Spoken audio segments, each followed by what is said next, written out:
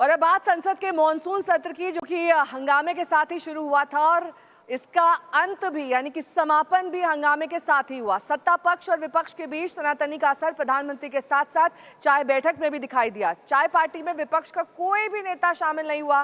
बैठक में एनडीए के नेता हालांकि मौजूद थे और इस दौरान प्रधानमंत्री ने कहा कि विपक्ष बड़े बड़े विधेयकों पर चर्चा में शामिल हो सकता था, लेकिन वो केवल व्यवधान डालने में लगे रहे।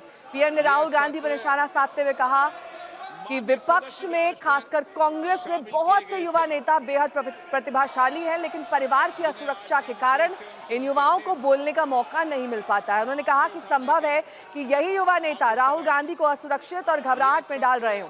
इस बीच एक बार फिर राज्यसभा और लोकसभा सरकार और विपक्ष के बीच तीखी बहस देखने को मिली।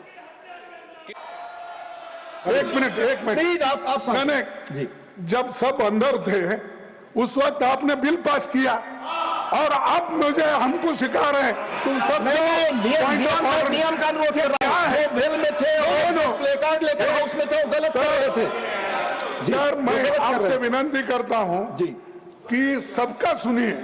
आप हमारे पॉइंट्स को डिसमिस कीजिए, नो वी डोंट बॉदर, लेकिन कम से कम इस कार्रवाई में हमको क्या कहना है उसको भी अगर आप चांस नहीं देते या अवकाश नहीं देते तो ये बहुत बड़ा गलत है।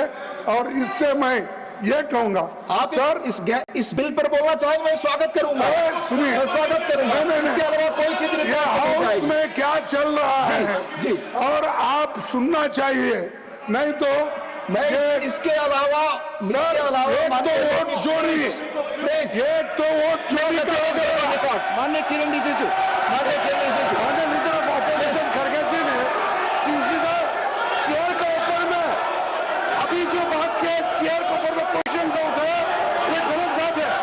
चेयर हमेशा बोलने के लिए मौका देते हैं, वो सब्जेक्ट में नहीं बोलते हैं, सब्जेक्ट में नहीं बोलते फिर आपको इल्जाम लगाते हैं। चेयर को इस तरह से इल्जाम लगाना ठीक बात नहीं है। लीडर ऑफ ऑपोजिशन खड़गे जी, ये बहुत गलत बात है। मैं आपको फिर से कहता हूं, आप विषय में बोलिए, नहीं तो कैसे रिकॉर्ड भेजेगा। आप इस तरह से जब से सदन चला है पूरा ये सत्र मानसून सत्र में आप लोगों ने चेयर को कोऑपरेट नहीं किया, बिल पे चर्चा के लिए समय दिया, बिजनेस एडवाइजरी में टाइम सेट किया, आप बोलते नहीं है। फिर अंत में आज इल्जाम लगा रहे हैं कि बोलने के लिए मौका नहीं देते हैं। ये गलत बात है, मैं इसका खंडन करता हूं।